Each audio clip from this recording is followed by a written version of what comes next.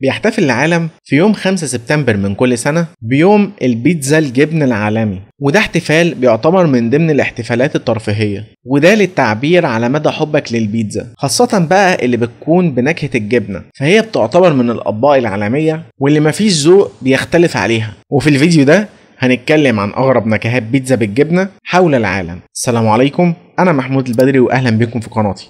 بس قبل ما نبدأ ما تنسوش تشتركوا في القناة وتفعلوا زر الجرس عشان يوصل لكم إشعار بالفيديوهات الجديدة. ومن أغرب نكهات البيتزا حوالين العالم بيتزا الجبنة بالتمساح في استراليا. من الأطباق المشهورة في استراليا هي بيتزا الجبنة، ولكن الأشخاص هناك ما بيفضلوش إن هم ياكلوا بيتزا بالجبنة بس، ولكن في حاجة غريبة إن هم بيحطوا شرايح لحم تمساح على البيتزا مع القليل من التوابل، واللي بتزيد من نكهة البيتزا. ومش عايزك تقرف بقى لأن لسه في حاجات تانية جاية كتير. رحت بقى استراليا وشفت بيتزا بلحم التمساح؟ خليك زي ما انت، لأن في استراليا في بيتزا الجبنة بلحم الكنغر. من الواضح كده ان انت لازم تروح استراليا علشان تكتشف الاكل هناك وكل جديد في عالم المطبخ، بس ده مجرد اكتشاف بس، اوعى تمد ايدك وتاكل. من ضمن بقى الاطباق الغريبه اللي موجوده في المطبخ الاسترالي هي بيتزا بيتحط عليها شرايح لحم الكنغر الطازجه، وده من خلال تقطيع الشرايح لقطع لحم صغيره علشان تدي نكهه للبيتزا. بيتزا الجبنه بالكاريبو في السويد. لو جينا بقى نتكلم عن السويد،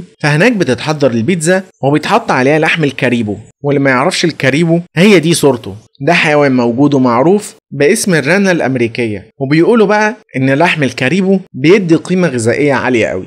أما بقى لو رحنا للمطبخ الأفريقي هنلاقي بيتزا من نوع مختلف، لأن البيتزا المرة دي بالجبنة والموز والكاري، وبيتم تحضير البيتزا دي من خلال تقطيع الموز مع وضع شوية صغيرين كده من الكاري والمكسرات على شوية جبنة، وده بيديك شعورين في نفس الوقت، حلو وهادئ. فدي حاجة غريبة فعلا، ولكن طالما ما فيهاش لحم تمساح وكنغر فإذا ممكن نجربها. أما بقى عن آخر بيتزا موجودة معانا وهي بيتزا من المطبخ الألماني، والبيتزا دي بتبقى بالجبنة مع شرايح التونة. والمطبخ الألماني بيشتهر بتحضير النوع ده من البيتزا، واللي بيخليهم يحطوا شرايح التونة بعد تسوية البيتزا، وبعد كده بيحطوا على الوش طبقة من شرايح الأناناس علشان تدي طعم خارج عن المألوف. فالصراحة أنا مش عارف طعم التونة مع الأناناس هيكونوا عاملين إزاي. لو في طعم من دول بتفكروا إن انتوا تاكلوه ما تنسوش تقولوا لي في التعليقات. وبس كده نكون خلصنا. لو عجبك الفيديو ما تنساش اللايك الجميل، وانك تشترك في القناة وتفعل زر الجرس عشان يوصلك كل جديد احنا هنقدمه الفترة الجاية. وبس كده،